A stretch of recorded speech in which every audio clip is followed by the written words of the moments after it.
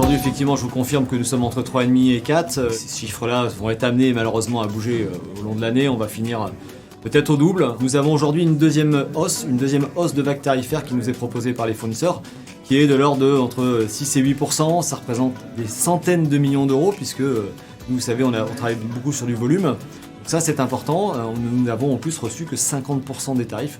Donc on va continuer à avoir des hausses comme ça. Et notre travail, nous distributeurs, évidemment, c'est d'arriver à aller faire le tri entre différents fournisseurs. Puisqu'on a joué la transparence, c'était un petit peu la charte qu'on a signée. Je vais vous donner un exemple sur cette transparence. Vous avez un groupe qui fait des aliments à niveau, qui s'appelle Mars, et qui arrive avec une hausse de 20%. Et à côté de ça, vous avez un autre groupe qui s'appelle Nestlé, c'est 2 multinationales, qui lui arrive avec une hausse de 8%.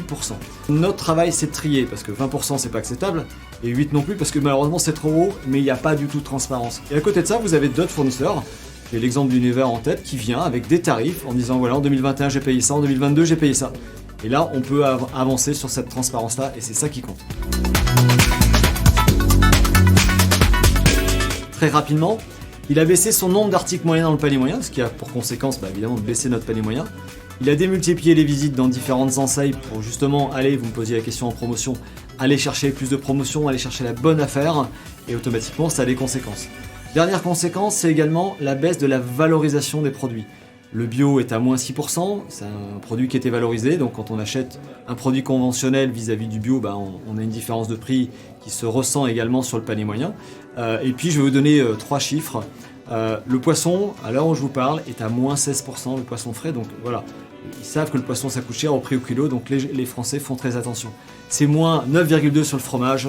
Ça, c'est aussi évidemment le prix du lait qui a augmenté, et ça c'est normal que nos agriculteurs puissent vivre de leur travail. Et la viande, elle, a baissé de 8,9%. Donc ouais, c'est des chiffres qui sont forts, et parce que le consommateur a radicalement changé son comportement.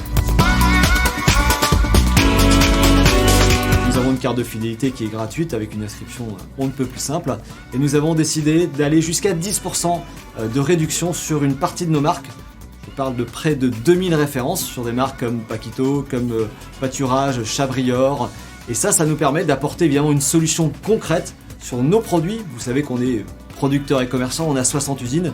Ces produits-là sortent de nos usines et ça nous permet vraiment de pouvoir aider le consommateur au niveau du pouvoir d'achat.